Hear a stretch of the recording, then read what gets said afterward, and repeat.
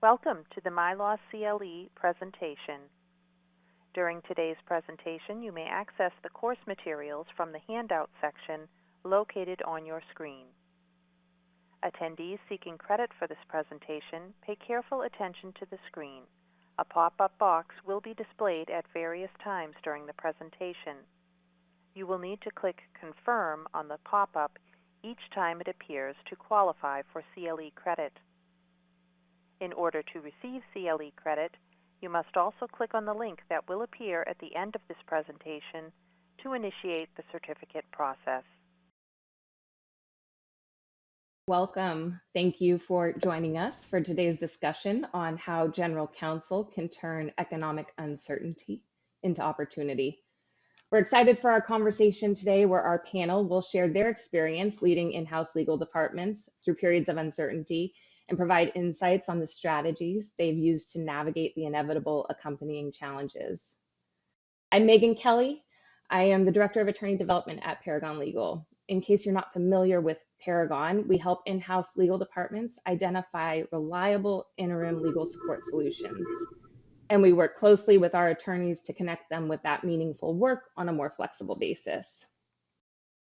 We want to make the most of our time here today. And so in addition to some short introductions here, I'll point the audience to the bios that have been provided as part of the course materials. But first and foremost, we are grateful to have Jacqueline Lee joining us today. Jackie is the Vice President and General Counsel of Flynn Restaurant Group, America's largest franchisee, including beloved brands like Taco Bell, Panera, and Applebee's. Welcome, Jackie. Hi. We also have Renuka Drummond, General Counsel and Corporate Secretary for International Data Group, the world's leading market research and demand generation company for the technology ecosystem. Welcome, Renuka. Thanks for having me. And finally, we have Tracy Scanlon, Vice President of Client Development and Legal Affairs at Paragon Legal. My colleague Tracy was formerly an embedded Paragon attorney on the team. She now serves Paragon clients and attorneys from the inside, ensuring clients get the support they need and attorneys have successful projects. So welcome, Tracy. Really happy to be here. Thanks, Megan. So now on to the show. Suffice to say, we have all been in the weeds of uncertain times for a while now. We felt the heat of this spotlight that uncertainty has put on legal spend and demands for efficiency. We don't want to dwell on it, but to help set the stage for the conversation today, it would be great if we could do a round robin where each panelist just shares in practice the biggest challenge resulting from the uncertainty that impacted your legal department. Renuka, do you want to kick us off? Sure, yeah. So one of the things that I've done is to delay the start date of some new hires. I was hoping to expand the legal team here at IDG, primarily to better support non-US sales, as that was and continues to be a key initiative in 2023 for my team. And so having to pivot from, okay, not having additional headcount to support non-US sales, but what are some other ways we can still move forward on that key initiative?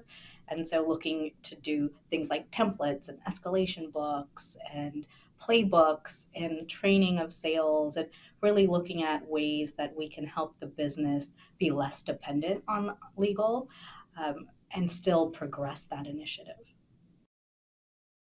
Yeah, so the big challenge created multiple smaller challenges, it sounds like, a little bit of a trickle down. Jackie, how about you? So we are looking at additional or alternative ways to support the business while we're one person short, but similar tactics that Renuka mentioned. Can we enable the business to perform more and empower them to perform more by providing them with playbooks, with trainings, and otherwise leveraging things like temporary resources, and looking into those possibilities while we try to fill the position. I'm curious, and we might get to this a little bit deeper down the line, but in terms of empowering those business resources to take on to the do-it-yourself approach, how was that received? Yeah, so I think it's a little bit of both, right? It's always easier if somebody else does it, right? But at the same time, wanting to move things quickly is appealing to everyone, right? And so I think if with the right support, the right structure, and of course the right governance, right? Because there's things that should always still come to legal, and we want to have our eyes on it.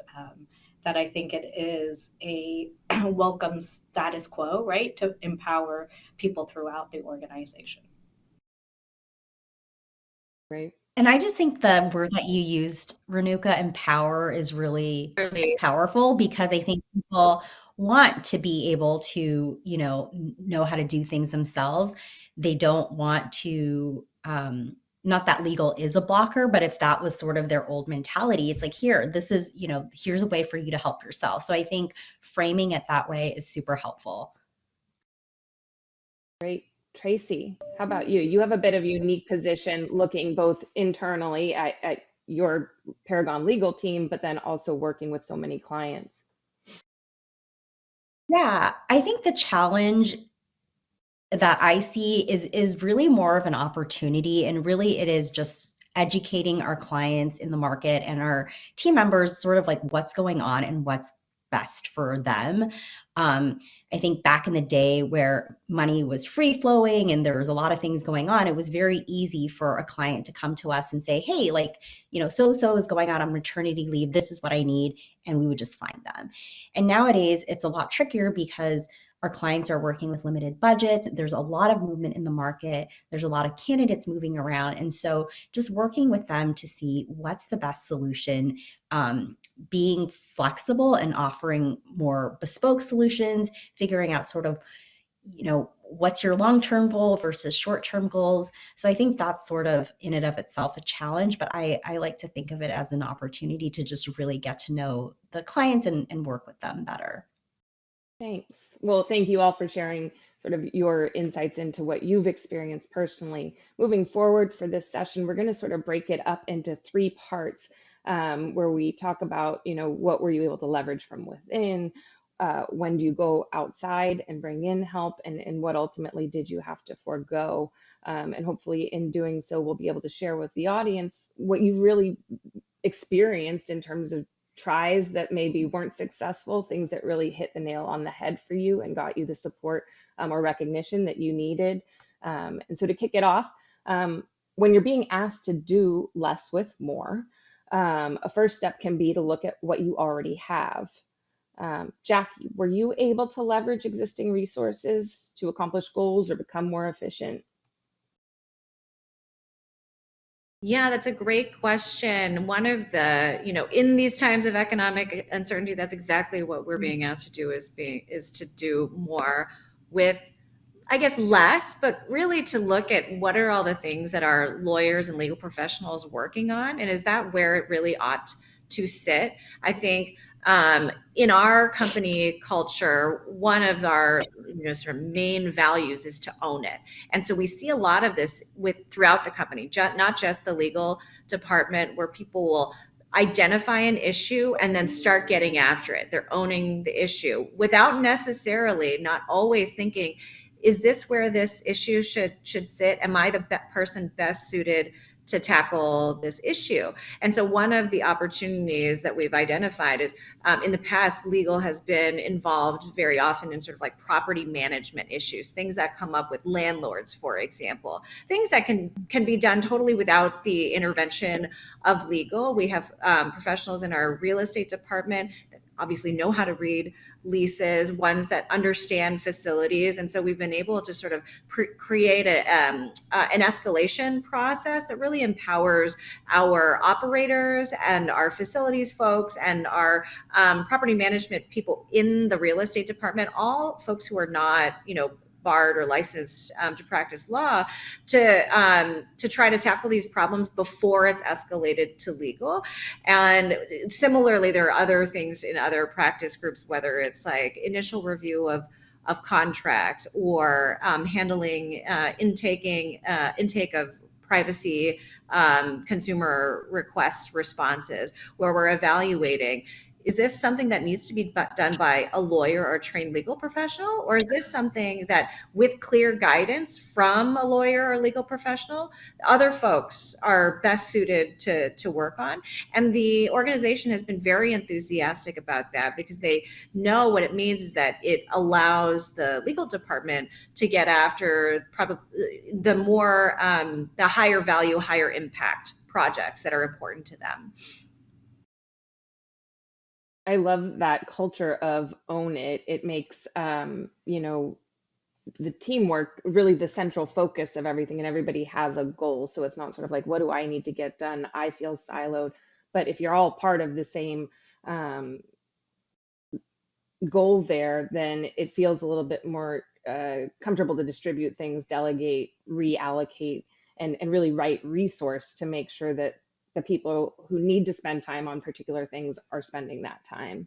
Going to add that being able to do that, being able to like properly allocate resources amongst departments, it really requires a culture where there's collaboration and connection and communication cross-functionally, because there's always the risk that another department would say, whoa, we're already busy enough. We don't need to take this on. And they're perfectly happy and content for some other department to take it on. So we really benefit in our organization from a very close relationship amongst our department heads and good cross-functional relationships at the other levels of each of our departments, to be able to sort of get after the problem of where is a work stream best, where does it best live.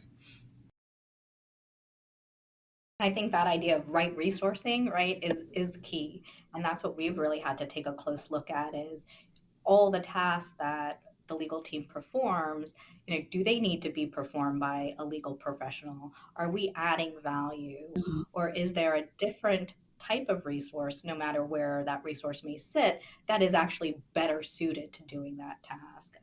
And for us, as some of our work has grown that is truly legal, some other teams have grown. So one example that we have is our team managed the insurance portfolio for many years, and we now have a treasury team. And was it appropriate for insurance to continue to sit in legal, or to have a conversation, with the treasury team and say, your team is growing, you have experience with this, is this something you're interested in, could take on, right? And that's where, as Jackie talked about, having great own it mentality and cross collaboration and partnership with your other stakeholders is everything, because, to then have the insurance team say, yeah, we'll do it, right, is huge and frees up time from my team. I've been reading a lot about right sourcing in the interwebs, and how, a lot of legal teams are really working on this and struggling with this and figuring out like the right way to do it. And I think that's probably where, Megan, your question is going. So I won't steal your thunder, but I would love to know sort of how you guys even figure out like what is the right thing to go to legal, and what's something that should be offloaded to someone else. I think I asked the question, like, am I adding value, right? Are we adding value in this process, in this review step, right? And the second question is, do you have to have our specialized background to add value? I think that's exactly the right question to be asking, especially when you work in a company with lots of very capable people. You have to think to yourself, like, does this person need to have a training in the law to for example, review a contract? It's the landlord's responsibility to take care of like a light bulb that went out in the parking lot. No, I mean, when you think about it, contracts are supposed to be able to be readable by non-lawyers, and particularly when you have business folks who read leases day in and day out. This isn't an issue of, a gray area of the law. This is an issue of like, what does the contract say? So when you think about things that are, you see over and over again, right? Somebody with an understanding of, here is a recurring issue. So long as you can sort of like create a game plan for approaching, and then identify sort of like the escalation points. I think there are lots of functions throughout an organization that oftentimes legal takes on, not because folks don't necessarily want to take it on, but because they're not quite sure what goes in the legal bucket and what is capable of being handled by a person without a legal background. And that's where the legal team can really help, right? They can help provide folks with the confidence because there's an established set of rules, there's a protocol, someone can review the protocol, will be able to execute on the protocol and get great results. And then, they also know if something, departs from the protocol, that might be a place where they would escalate. One thing I think that's common for a lot of legal departments is you kind of become the middle glue that holds everything together, right? And so a lot of time you're playing traffic cop because maybe the right people to go to answer different parts of a question, or you get a customer questionnaire, things like that. But are we actually adding value to that process, right? Or is there a better way that we can structure the workflow? Like, just because we've kind of historically taken on that role doesn't necessarily mean it's the best use and most efficient process.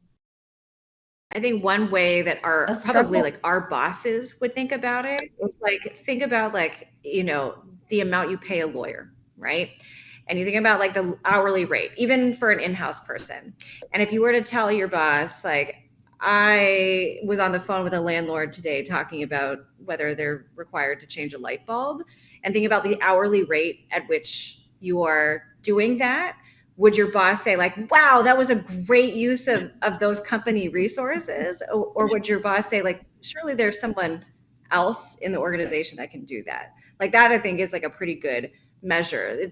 Even though we're not, we're not measuring our time, we're not recording our time, we're not billing the client, we are a resource that needs to be used wisely. It's a company resource.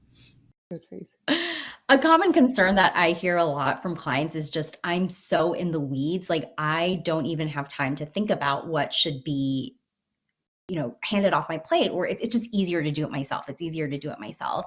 And I think one thing that's helpful, and it's a tip that I've gotten from my friend and colleague, is just to keep a pad of paper or a Post-it or something near your desk. And every time you find yourself on that landlord call or on that thing where you don't have time to delegate at that time, take the call, but jot it down, right? And then at the end of a week or at the end of the month, you can look at it and get a comprehensive view of, these are all the things that could be right source. I don't have to handle them, because I think sometimes when you're in the weeds, it's really, really difficult to pull yourself out to actually think about everything you do and then sort of delegate that. So I just want to throw that out there for people that might be struggling on how do I even start thinking about this, because I'm so busy. Nobody wants to ask your team to track their time, right? It's why we've all escaped law firm life at some point or another. But how do you approach adding value and where legal expertise is needed? If you get pushback and say, well, my team doesn't have time for this either, how do you start to look at, without adding another sort of to-do to your team's list of, billables, how do you start to look at quantifying that time or that value in data?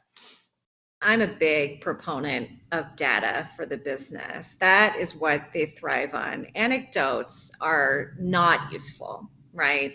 And so we have in certain instances asked our attorneys, and I had to duck when the rotten vegetables were thrown my way, to record their time on certain tasks for a limited period of time, a pilot. Let's do it for a quarter, to substantiate the feeling or the anecdotes people were sharing that, I think I'm spending 20 hours a week doing commercial contract review.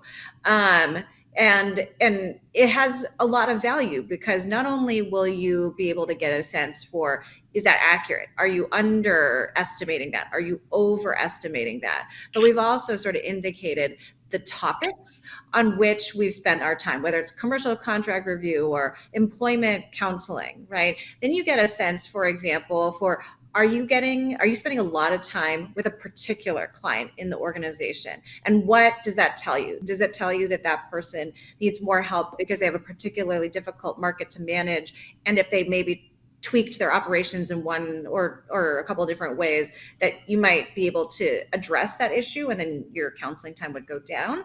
Are you getting a lot of the same kinds of requests from a particular market that are all urgent contract review requests that require you to drop everything when those are unnecessary? It gives you so much insight into how to better tackle your the issues facing your legal department, and then get buy-in from the business partners that you need cooperation for if you can substantiate it with data. People I have found in sort of business context really need substantiation if they're going to change behavior. Substantiation to say, okay, this is actually a problem, and then data to show here's the value if you address the problem. Related to that, the answer cannot be that our teams just take on more and more and they work nights and they work weekends, right? That cannot be the case. So the choice is either we just don't do the work and you're making a calculated risk by this work not being done, right? Or it's you think it's important, there are other important things that need to be done, we have to outsource it. And by outsourcing it, you'll get a real clear picture of what the value is of that work. And more often than not, the money that you're spending on outsourcing that work will tell you whether or not you need an in-house resource, right? More often than not, the in-house resource is going to be not only less expensive than outsourcing, a high volume kind of piece of work, and it's going to get you better results because people who are in-house tend to know the organization better. They can provide better advice that's tailored to the business's needs. They're more responsive. They're not, competing. Their time isn't being competed with for their obligations to other clients. So that was a long sort of like diatribe on why I think like metrics and quantifiable data is important, but I think it really is in helping your team. They will grumble about doing it on the front end, but when they see that it can be used to make their lives better and allow them to do better quality work, they will be glad they did it.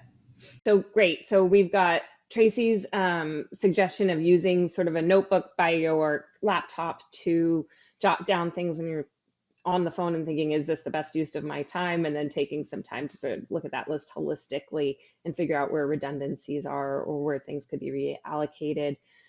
We have Jackie's suggestion of you'll get some pushback from your team or some frowns maybe, but if you give them the context, you make it a discrete, sort of short period of time and effort that everybody's on board with, because in the long game, it's going to help you out.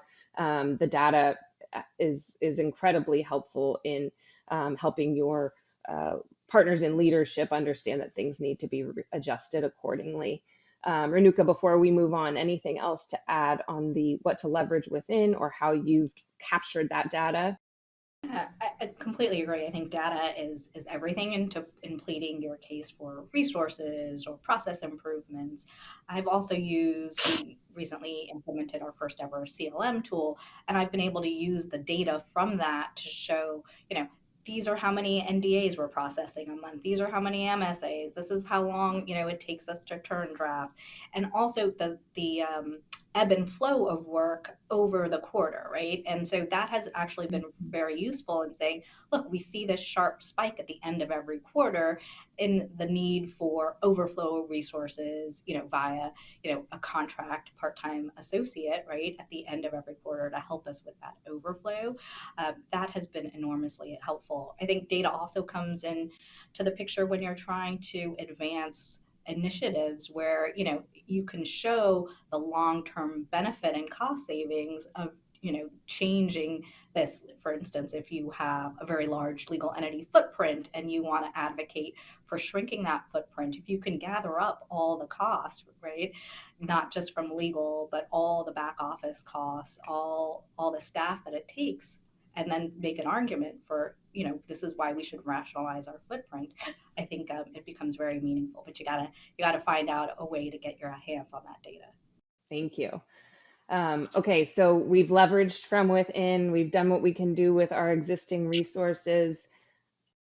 We look to the outside for additional support, maybe. What did you bring in? Do you think about bringing in from the outside, if anything? Renuka, do you want to kick us off here? Yeah. So I really kind of think of it in two ways. One, you know, kind of full-time resources, and then where is that appropriate, right? And so one of the things that we did was we knew we wanted to bring in a lawyer with privacy experience, had a bit of a hard time finding the right fit for a permanent candidate, and then pivoted to, okay, let's bring in a part-time contract resource. And it turned out he worked really well. And after a 3-4 month period, we knew, hey, this is actually the person we want on our team full time. But having him, be with us part time for a few months gave both sides a chance to get to know each other. And it also made the business case for, yes, we actually do need a full time resource with this specialized skill set, and look at, how much we've done in a short amount of time. I think the other way I look at it is if I have specific project based work that's just hard to get to when we're all doing our day jobs, is that a good use of part time resources, right? So, whether it's helping existing full time employees with developing playbooks and updating templates, right? It's more discrete work. And is that a good use of some part? Jackie, I know you mentioned some contract help as well. When you were visiting strategy for 2023, what did you think about bringing in? What did you ultimately decide on? What have you used from the outside? Yeah, so last year in particular, we were faced with this like really unexpected issue. We were going into 2022. We knew we were going to have a significant pipeline of real estate related work, primarily leases to support our growing organization. And we use outside counsel typically in partnership with our head of real estate practice group within our company to handle those leases, right? We were able to like flex up and down using our outside counsel. What we had found in 2022, however, was that it was a really, really busy time for all of the real estate practices, all the law firms that we typically go to. And so they weren't able to be as responsive or handle the volume in the same way that we had in the past. And it was really causing issues from not only like a client service perspective, but also just getting things done. Everything keys off of when a lease is signed, from construction to open of the restaurant. And you delay the opening of the restaurant, you're delaying the income from that restaurant. And so we knew that we needed a resource. We knew that we needed right away. We did not know if the pipeline would sustain over time. And we knew that trying to find a permanent hire right off the bat, we'd be waiting for 3 months maybe until that person got in place, let alone like up to speed on how to approach leasing the way that we approach it. So a natural direction that we went was to call up Paragon and ask them about a temporary resource to support our real estate leasing practice. And we got connected with a Paragon attorney, and it ended up working out great. We could not only handle the volume using one point of contact, but also the turnaround times shrunk significantly. We were able to deliver for our client in our highest volume real estate leasing practice, like by far year over year. And it turned out that we determined that we were going to have a long-term need for the resource, so that when we were ready to sort of post for a resource, it turned out that our Paragon contract attorney was interested in making a move in-house as well, and we were able to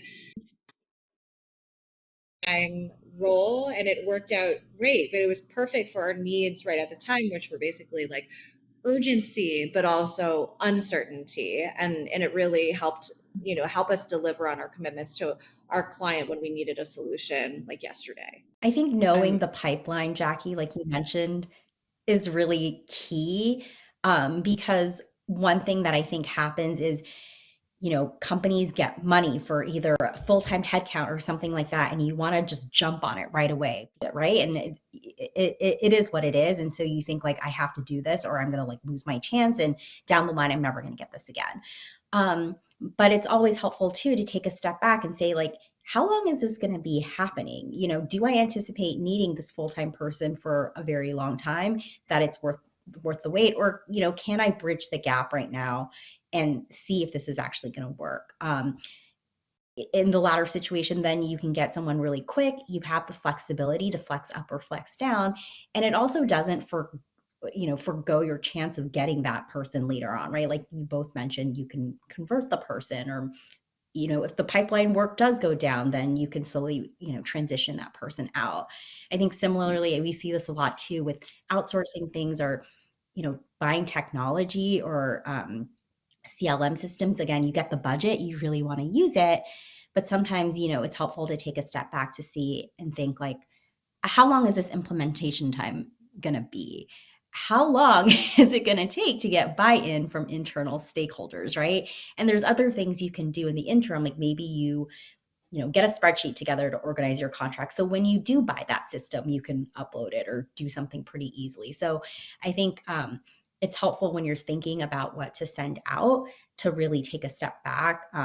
And both of you mentioned this, like look at the need now versus the need in the long term, and figure out like, is this the best use of my money, and also like my energy right now.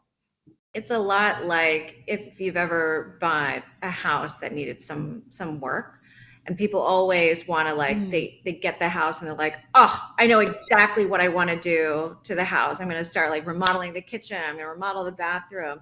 But the advice that you always get is live in the house for a few months and see like what do you actually want and what do you really need, right? You live in the house and you discover, wow, it really, really bothers me that like the counter like is below my waist, and like I'm getting back issues from bending over like washing my face.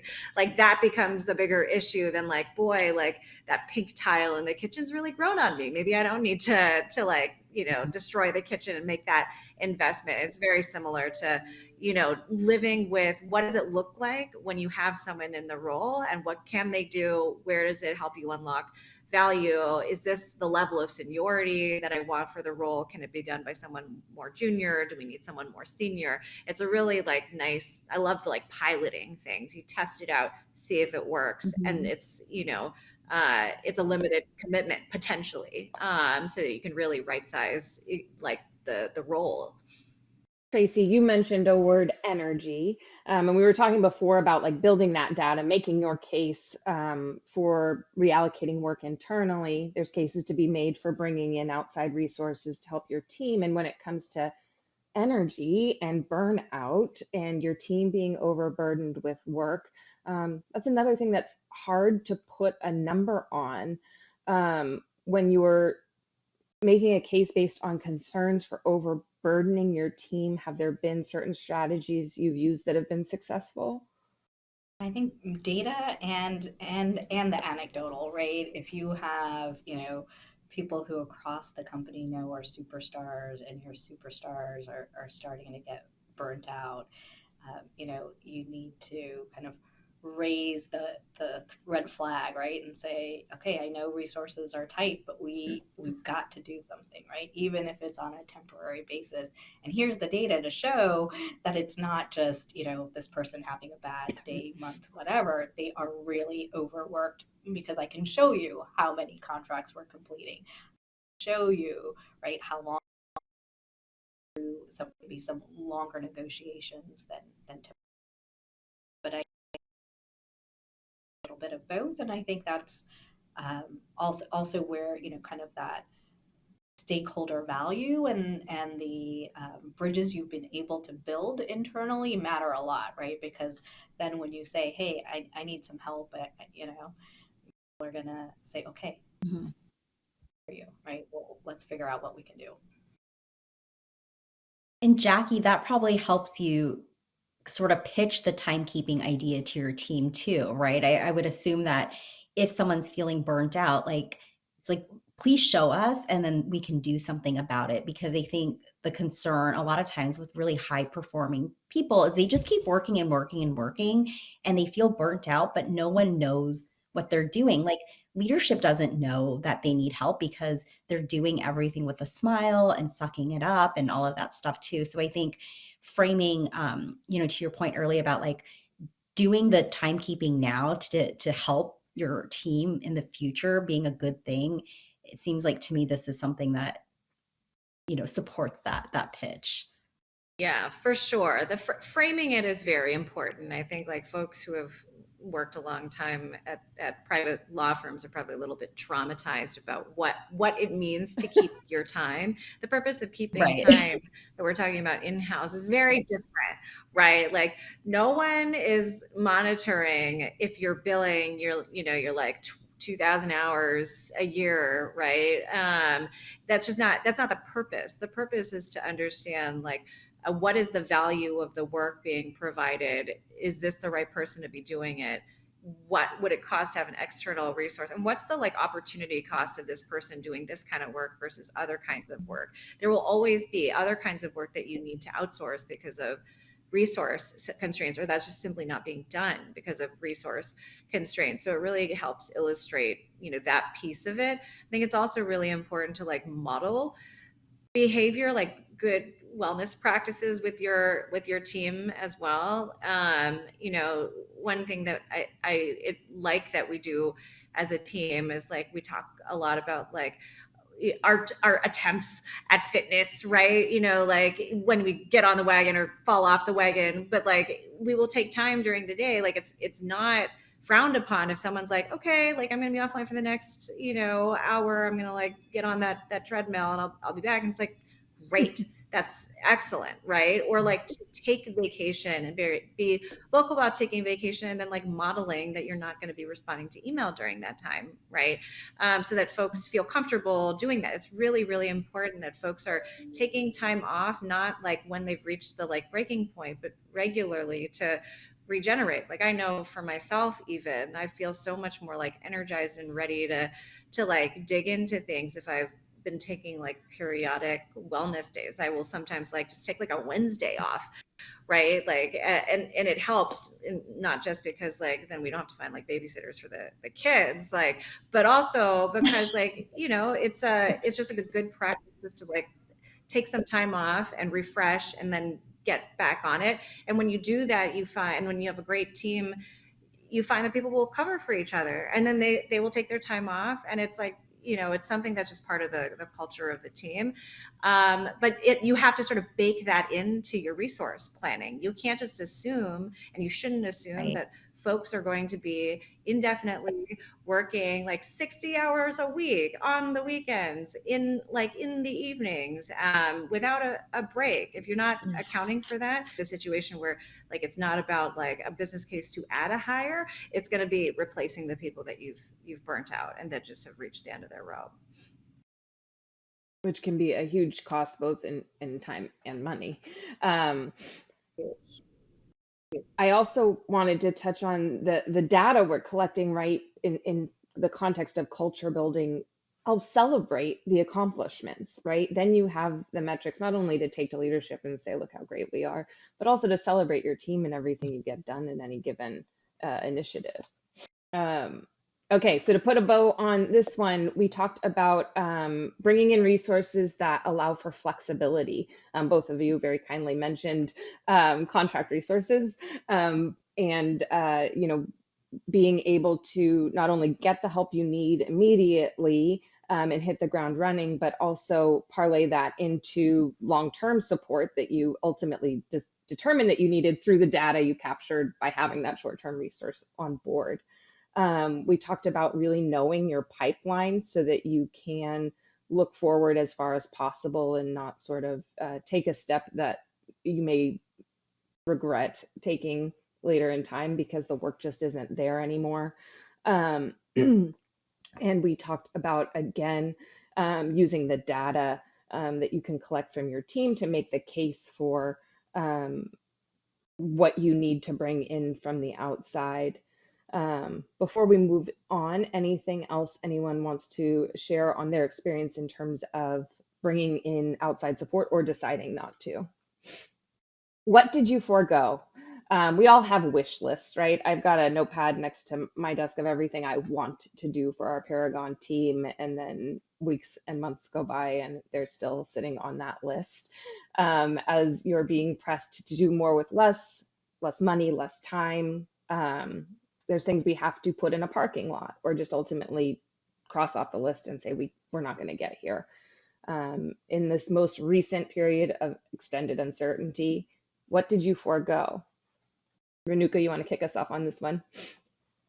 Sure. And I think of it maybe less about what I'm foregoing than sort of prioritization, right? I feel like most legal teams are smaller than everyone wants them to be. And so you can't tackle everything all at once. And sometimes there's also better sequencing, right? Maybe we should first have our playbooks and escalation policies and templates updated before we go and do a training, right, for all of sales.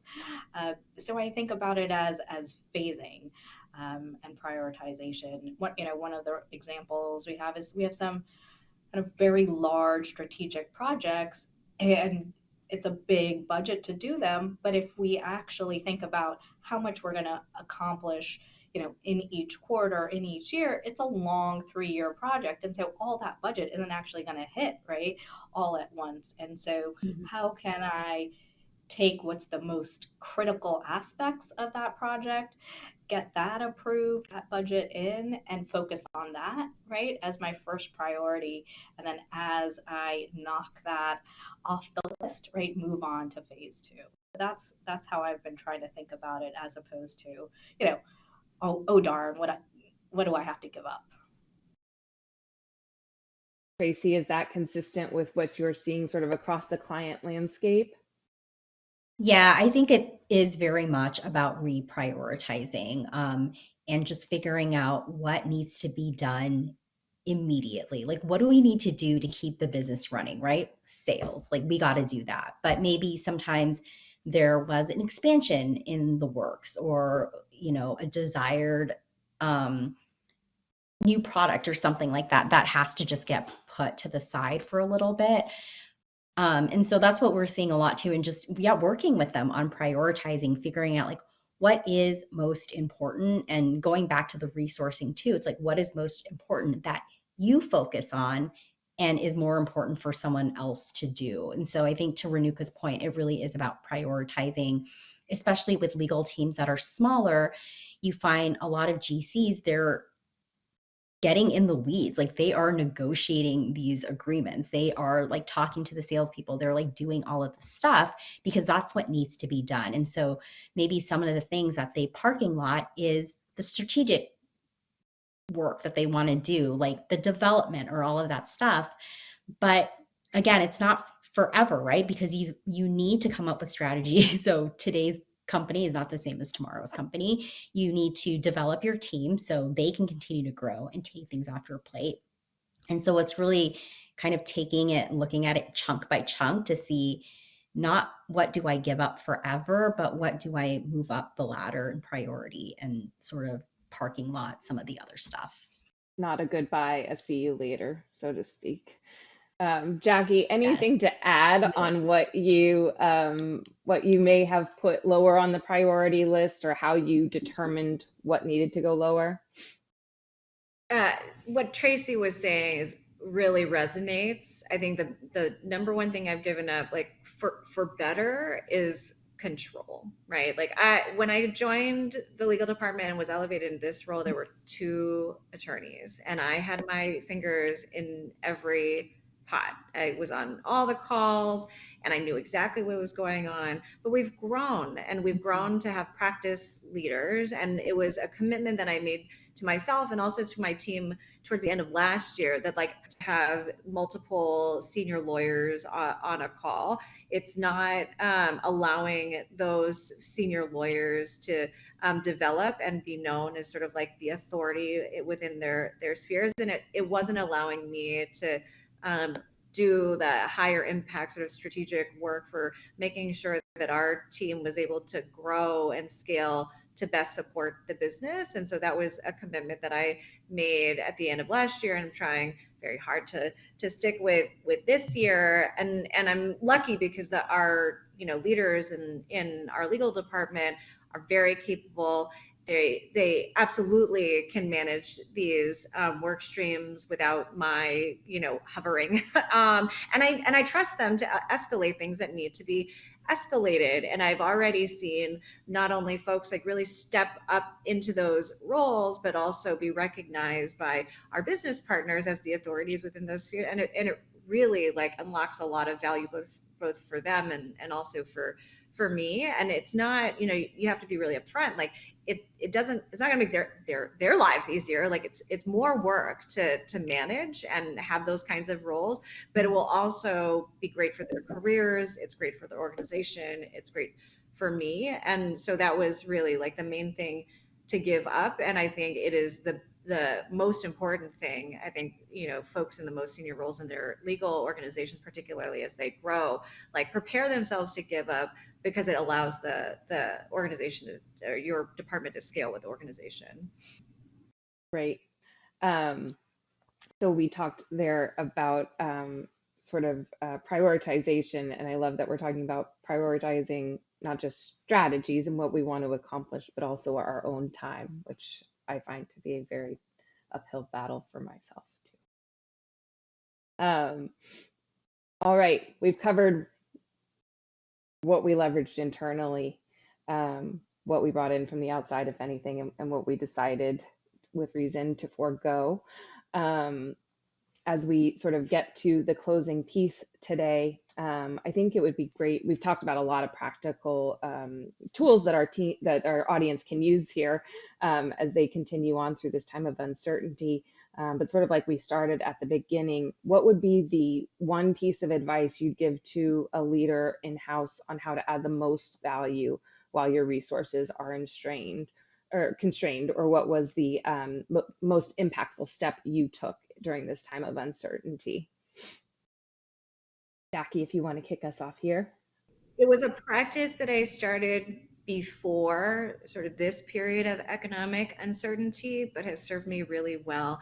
And it's particularly important for either like new GCs or GCs of smaller legal departments, to the extent they're not doing this already, but also like GCs of large, public companies. You have to find a way to report what it is that your team does in a way that resonates with your non-legal senior leadership. You need to do that every year, preferably like more than once a year, so that they not only know the volume of work that's being done, so that it becomes sort of like obvious to them, and that like the productivity question isn't even raised, but it also helps you tell a story over time, which is, for example, like if you're reporting how many separate litigation matters your department is handling. If you started off like years ago showing this is how many that are being handled, and you can say like in 5 years time, we're now double the amount of litigation that's handled, but we have not doubled the size of our organization. We're being efficient, we're adding value, but we're at a point now where it makes sense to add another person. If you're tracking those metrics the entire time, then you're going to be really well positioned in times of economic uncertainty, not only to like advocate for the value of your team, because the reality is, when you're in difficult economic times, layoffs are a real thing. And so the organization needs to determine, already under that exercise you have to undergo again, and it could be like we did in the pandemic, a time for you to even grow your organization. So I would really encourage folks to be thinking not only of like just reporting, but are you reporting in a way that's really resonating with your audience? If the audience is not saying like, wow, that's a lot of work, and asking like good, insightful follow-up questions, you're probably not presenting it in a way that's resonating with them. So find another way. That's your job. As the leader of your department, you have to communicate the value that your team is bringing to the organization. Completely agree with what Jackie said. The only thing I would add is also understanding what are the priorities of other areas of the business to make sure that we as a legal team are going to support those areas and we have the resource and capacity to support those strategic initiatives that my peers are also trying to push through during the time of economic.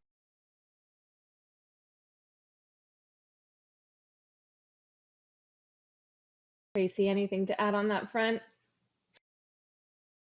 No, I think those are both really, really helpful and really great. And it definitely, it's the long-term play, like building those relationships, getting those metrics in early on, and then knowing what's important to the rest of the team. I think those are super helpful. So when you do have a time crunch or a resourcing crunch or something like that, you've built up that credibility. I don't think that's to say that if you haven't or if you're new, there's nothing for you to do. I think if that is the case, you can still put something together. You can put together a proposal, talk to talk to your peers and see what they're doing. And maybe that's something you can bring back to your CFO or your CEO or something like that, just so they understand what's going on in the market. One of the things that I find is hard in these times is a lot of times you can feel like it's only you, or you don't know how extensive the issue is. Especially, I feel like, with COVID, it was very obvious. Like everyone was having a problem with COVID during the 2007, 2008 economic downturn. Everyone knew what was going on. Nowadays, it's just harder to tell. And so sometimes it feels like, is it just our company? Like, what's going on? And so I think getting that third party perspective, speaking with respected people in the industry, your peers, can help show your team, your leadership team, like, hey, we're not the only ones facing this. This is also happening here. And this is what I think we can do to, help our company. Great. Thank you for sharing those additional insights. And so we have teed up some frequently asked questions that we receive. And so I'll just sort of start there in terms of a short Q&A to wrap things up here.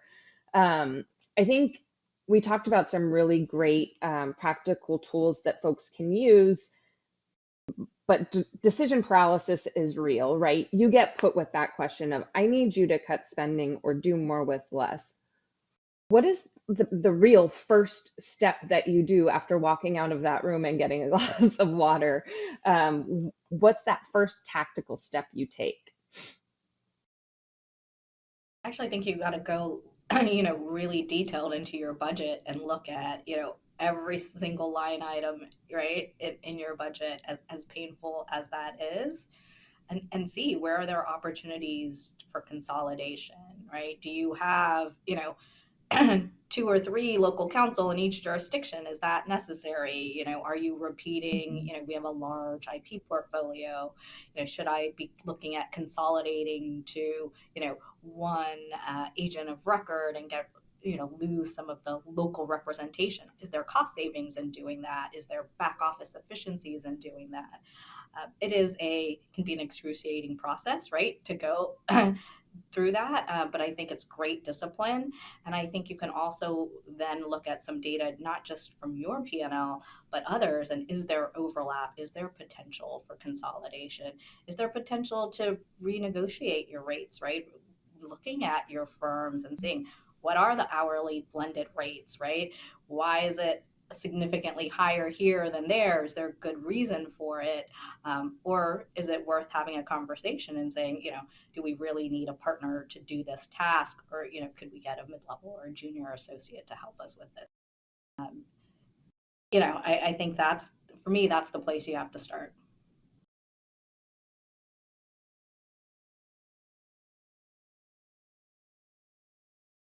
Anything to add on that one, Jackie? Is that your first step too? Yeah, I mean, the only thing I have to add is sort of just to combine Renuka's thoughts with Tracy's earlier comment that, like, to benchmark against people in the industry. I think a lot of tactics that we've used to achieve better value and cost savings weren't just things that like I came up with as I was flat ironing my hair in the morning. It came from talking with people that have done something like that before, right? Like how do you do an alternative fee arrangement on a fixed fee by phase for litigation, right? How do you what's a reasonable flat rate for agencies charges for employment? And we found that people were paying a lot less than like another firm had quoted us for a flat fee with like great quality legal services. So you've got to do that sort of research of benchmarking, rather than thinking like, okay, I'm the head of legal, I should know this, right? Like like so many of the best ideas that I've implemented on our team came from talking with people that were more knowledgeable than me on that topic. Well, I think that's a great segue to wrap things up here today, because I encourage anyone in the audience who has further questions, wants to connect, find us on LinkedIn, submit your questions through the webinar, and we'll do what we can to get back to you as soon as possible. I want to thank the three of you for joining me today on the webinar panel. This was a really great conversation with really valuable advice for the audience, and I appreciate your time for being here. Thanks, everybody. Bye. As stated during the beginning of today's presentation, the link to initiate the certificate process will be displayed momentarily. My Law CLE would like to thank you for your participation in today's presentation.